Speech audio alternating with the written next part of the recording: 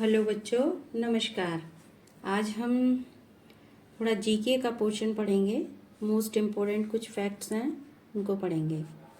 तो चलिए शुरू करते हैं कि भारत में, यदि हम कहें कि भारत में 4 तारों के समूह को क्या कहते हैं, तो भारत में कहते हैं चारपाई। ठीक है, 4 तारों के समूह को क्या कहेंगे? चारपाई। यदि हम कहें कि फ्रांस में 4 तारों के समूह को कहते हैं, क्या कहते हैं, तो वहां पर कहते हैं सॉस वैन, या फिर कहेंगे डेकची। ठीक है, ये हम कहाँ पे कहते हैं? फ्रांस में। जिस जगह आकाशगंगा में 4 तारों के समूह को डेकची कहेंगे। और ब्रिटेन में इन्हें 4 तारों के समूह को क्या कहा जाता है? तो वहां कहा जाता है खेत जुताई वाला हल। क्या है? खेत जुताई वाला हल। ठीक है। और यूनान में 4 तारों के समूह को क्या कहेंगे? Small bear. Small bear. ठीक है, इतना समझ में आया। भारत में क्या कहेंगे? चारपाई।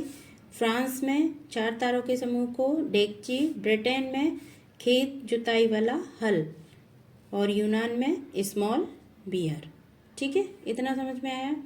अब देखिए, ध्रुव तारों को हम क्या कहते हैं? Pole star. क्या कहते हैं ध्रुव तारों को? Pole star.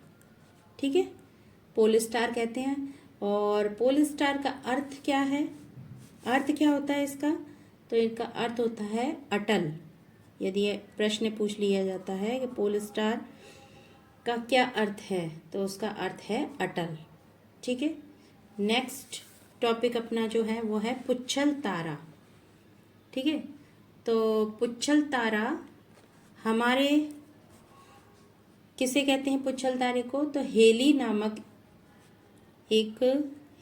नामक तारा है, जिसे हम पुच्छल तारा कहते हैं, जो कि 76 वर्ष के बाद दिखाई देता है। कितने वर्षों के बाद?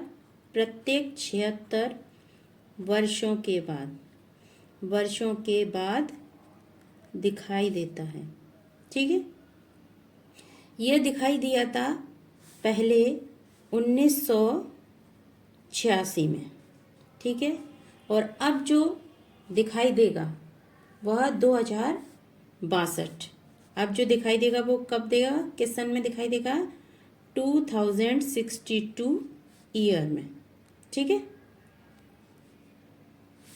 अब नेक्स्ट आगे चलते हैं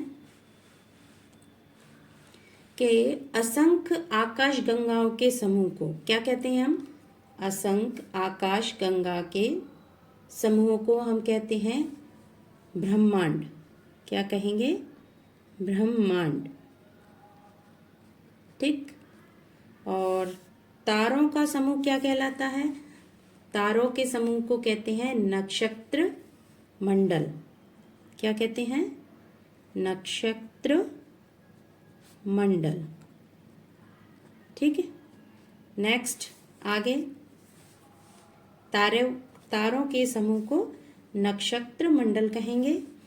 अब देखिए, यहाँ पे थोड़ा सा हम पढ़ेंगे कि खगोलीय पिंड किसे कहेंगे? जैसे कि ग्रह, तारे, उपग्रह, ये सभी क्या हैं? खगोलीय पिंड हैं। जितने भी ग्रह हैं, तारे हैं, उपग्रह, उन सबको हम क्या कहते हैं? खगोलीय पिंड। ठीक है। अब देखिए, ग्रहों का हम क्रम देखें कि सबसे पहले कौन सा ग्रह आता है, फिर उसके बाद कौन सा ग्रह आता है। तो हम ग्रहों के क्रम को देखेंगे। तो सबसे पहले बुध। ठीक, बुध के बाद शुक्र के बाद पृथ्वी, फिर मंगल। ठीक, मंगल के बाद बृहस्पति, बृहस्पति ग्रह, बृहस्पति ग्रह के बाद शनि, शनि के बाद अरुण और फिर वरुण।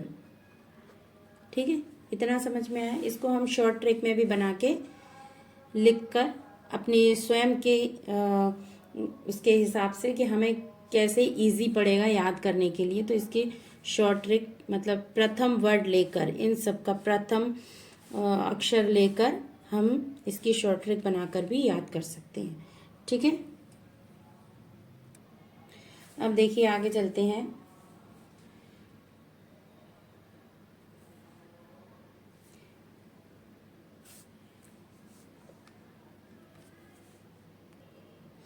आगे चलते हैं। देखिए, बुध, शुक्र, पृथ्वी और मंगल, इन सभी ग्रहों को, ठीक है, इनको हम क्या कहते हैं?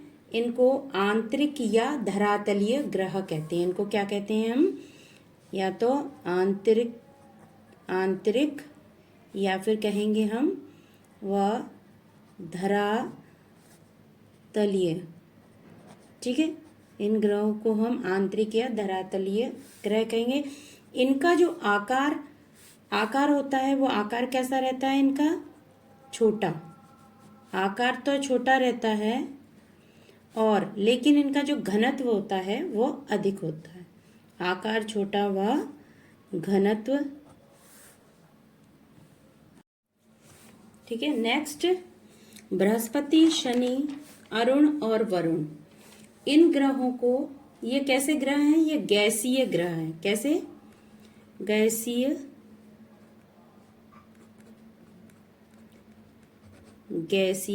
ग्रह हैं ये। ठीक है, किस प्रकार के ग्रह हैं? गैसीय। इनका आकार बड़ा रहता है, लेकिन घनत्व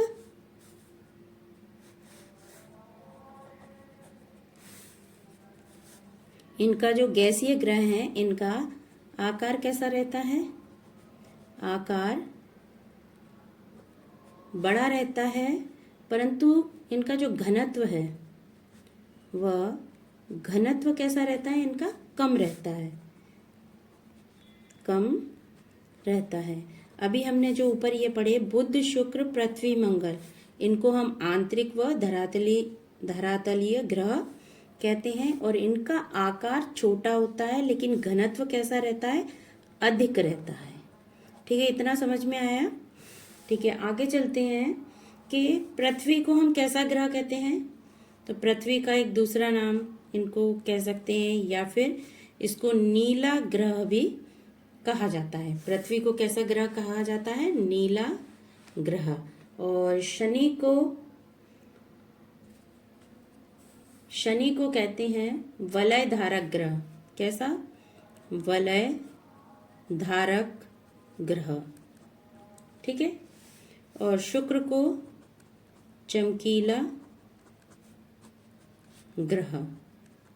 ठीक है, अब देखिए, मंगल और बृहस्पति ग्रह के बीच एक पट्टी में परिक्रमा करने वाले पिंड या शुद्ध ग्रह, जिनको हम क्या कहेंगे? पिंड या शुद्ध ग्रह, जिन्हें अवान्तर ग्रह भी कहते हैं। जो मंगल और बृहस्पति ग्रह के बीच एक पट्टी में परिक्रमा करते हैं, उनको हम क्या कहते हैं? पिंड या शुद्ध या फिर ग्रह, या फिर इनको क्या कहेंगे हम? इनको कहेंगे अवान्तर